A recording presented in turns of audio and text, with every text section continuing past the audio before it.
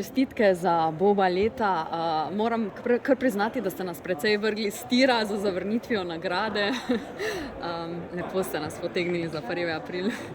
Jaz se najprej sem mislil, da ste vi potegnili mene že ob nominaciji, ko ste najavili, kdaj bo ta dogodek potekel. Potem pa sem rekel, če pride slučajno do takega zaključka, potem ni druge, kot da še jaz potegnem za nos vas. Tako da to je samo mogoče maščevanje in maščevanje je sladko. Ste se pa mogoče ustrašili zato, ker ste razmišljali, kaj bo, če bom potem čez 10 let zahteval nagrado nazaj. Saj ni pa finančna nagrada, tako da vsaj to vas je mogoče potolažilo. Moja prva misel je bila točno to. Skratka, pomislili smo pa tudi zelo dober govor ste imeli. Boste morda naslednje leto vodili Boba leta, ker očitno vam to področje stand-upa zelo leži.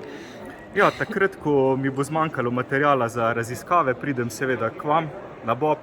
Mogoče pa bi lahko vodil mimogrede Bob leta oseba z imenom Bob leta, ki sem jo našel na Facebooku, če še niste pogledali.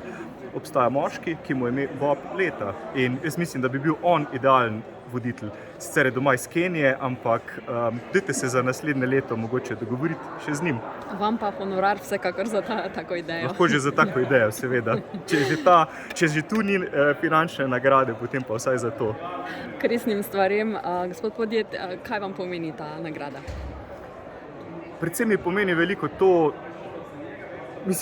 nagrada kot taka je pač lepa, obesil jo bom na steno, tako da bo na ogled, ampak predvsem mi veliko pomeni zaupanje ljudi, da je tisto, kar govorim, razlagam ljudem pomembno.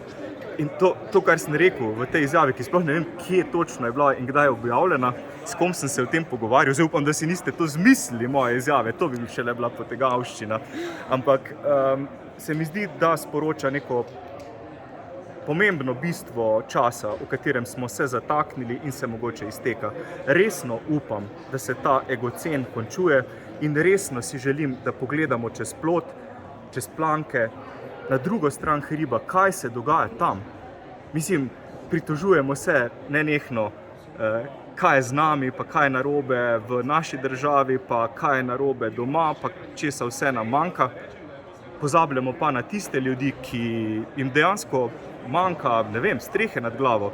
Pred 2 tednoma sem bil na raziskavi z Rdečim križem v Petrini, ki je od Maribora oddaljena malenkost več kot Ljubljana.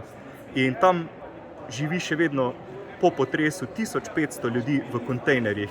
To so spregledani ljudje, to so ljudje, ki bi morali nameniti pozornost in hkrati so pa to srčni ljudje, ki ti dajo vse, ki ti dajo kavo, ki ti postrežejo prigrizek, pa še za slovo ti dajo bronhi, tisti bonbon, zaradi katerega se lažje diha, ampak jaz nisem nič kaj lažje dihal, ko sem šel od njih, zaradi tega, ker se mi zdi, da so to spregledani ljudje in tega ne smemo več spregledati. Ne kaj se dogaja tu, v naši državi, pa ne v tej dvorani, ampak onkraj nje. In kaj se dogaja ljudem, ki so izolirani, ki so na robu preživetja. In zato pravim, da moramo res več pozornosti nameniti drugemu, manj se ukvarjati sami s sabo in lastnimi problemi. Takrat bomo zares srečni. Rekli ste, sreča ni v nas, ampak v drugem, torej na kratko, ne? Ja, Kje je pa ta sreča za vas? Moja sreča je to, najprej, da živim, se mi zdi že to res čudo vseh čudes, da živimo, da obstajamo. Srečen sem v bistvu, da živim na tem koščku planeta, ki je res neizmerno lep. Zato se sliši mogoče kičast, ampak Slovenija je res lepa.